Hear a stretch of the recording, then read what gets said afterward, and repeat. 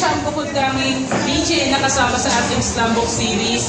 Siyempre, magagaling ang tanong sa mga rushers. So, are you ready, Del? Ready? Okay. Go ahead, Jamie, with your first question. Favorite movie mo yun? Favorite movie? A Few Good Men. Okay. What Okay. inspires family? Next question. Yan yung pinaka-feel yung moment. Sa buhay ko or sa radyo? Kahit ano. Sa ko sa kanilay. Napaiyak ko yung first honor namin ng grade school. Wow, wala akong ginawa. Kinaano ko lang siya. Hindi, tinago ko yung notebook niya. Tapos sabi ko, hindi ko sa kanya ibibigay, tapos umiyak siya. Sabi ko, wow, I'm a bully. Okay, next question. Pinaka-OMG mo. OMG moment. Moment? In life? Yes. On radio. Or pwede in radio. In radio, siguro the way that people have reacted to the show. It's not like just any radio show. People feel parang close to the hosts, close to the show. So, OMG.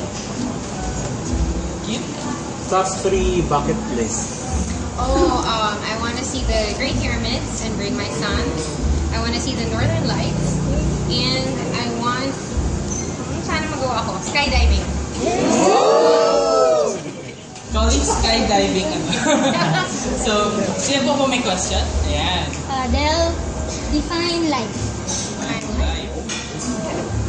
I think it's everything that you choose to do with the time you're allotted here on Earth. And if you fill your time here on Earth with passion, that's what you get. Humor, that's what you get. Family, that's what you get. Or sometimes the very smart people put everything in it. Okay, next question. Alam ba kasi meron itong binigay, pero meron kasi akong entry kanina na hindi nabasa nito. Pwede mo magtanong. Sige. Tapos na ang top. Sige, sabihin ako, sino yung pinaka-favorite mong naging guest sa The Morning? Bingo. Hindi kasi for sure si Juliana. Tsaka si Ryan. Iba, si Ding Dong Dantes. Meron talagang mga tao na pag nag-guest, ang pakitungo nila sa yung tao, you're talking to someone and for a while, hindi sila showbiz eh. So you're actually talking to you. Pag walang camera or walang nakatingin, they're still talking to you there. And I like those moments sa show na yung mga celebrities na napapanood mo lang, tapos makakausap mo ng parang normal. I love that. Sino pa bang, ang daming eh, pero hindi ko makilala yung iba. Sam Milne. Si Bryce. Hindi ko siya na. Sam Milne. Yung least favorite. Yes.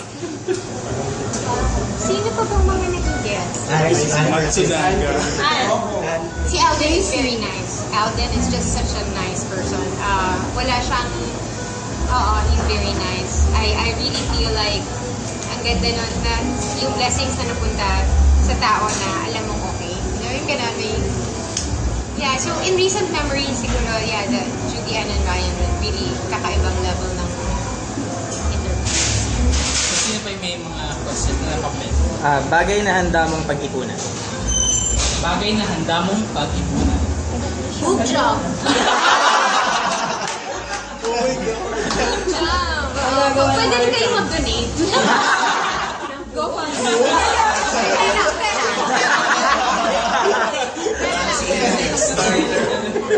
Go fund. Kickstarter. Oh my God! Kickstarter. Di ba tinatanong niyo ako kung anong gagawin ko ngayon tapos na ako sa Ayan mo. Go fund my good job. He's a per rusher.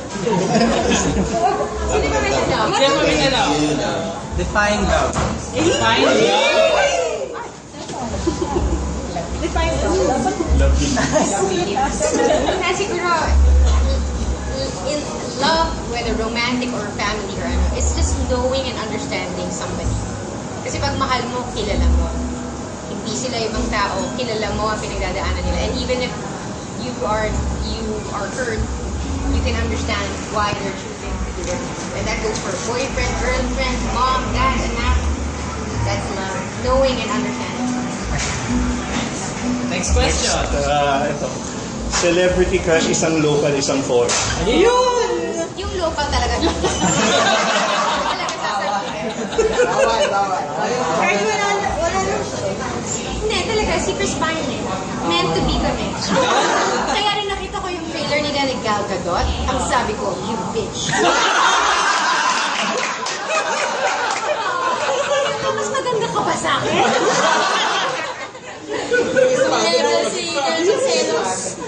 Okay, next question. May question. Ayan. Kung i-describe ka ng rushers but in one word, ano sa tingin mo yung i-describe sa? Intimidating. Siguro intimidating. I think, hindi. Tapos ang 20 years, nagpaalam na ako, tumigil ka na ako. Siguro intimidating. I think, nung una, gano'n. Pero approachable naman ako. Hindi daw. Hindi. Feeling ko lang, gano'n. Feeling mo nga lang. Feeling ko lang. Sige, ako naman magtatanong. Ano yun naman yung shows o series mo na papanoorin mo ngayon? Ngayon walang Game of Thrones, God, I love this question. Nakita ko yung Downton Abbey sa iFlix. Ayan na, magsisimula na ako. Ano pa ba? Wait. Kasi tinatapos ko yung house ngayon. I started from season 1. Tapos, Friends, nakadalawang round na ako eh. Ano pa ba? I'm trying Stranger Things. Oo, kaya lang natatakot si Worm. So, papaalisin ko muna siya sa bahay. Ano pa ba? Mr. Robot. Mr. Which is running. Season 2. Yun. Meron pang ibang questions na nasa papel? O yan, si Favorite song of the year? Song of the Year. Kasi hindi pa tapos, di ba? Pero, I really like You Sit Still Look Pretty. Rhea. Parang, ang pretty ko. Pag pinapakinggan ko yun. Wala lang. Tsaka very feminist. Okay, ano pa? Wala na? So, one final question. Ano naman ang message mo to all of the Russians? Yeah. Inside this store and all over the world. Wow. I hope that you Mm-hmm. keep listening to the Morning Rush and show the support that you have shown all the 20 or something years. And just keep having fun and laughing your worries away in traffic by just turning on the Morning Rush. Thank you very much. And we are hoping to see you in book 4. Yeah.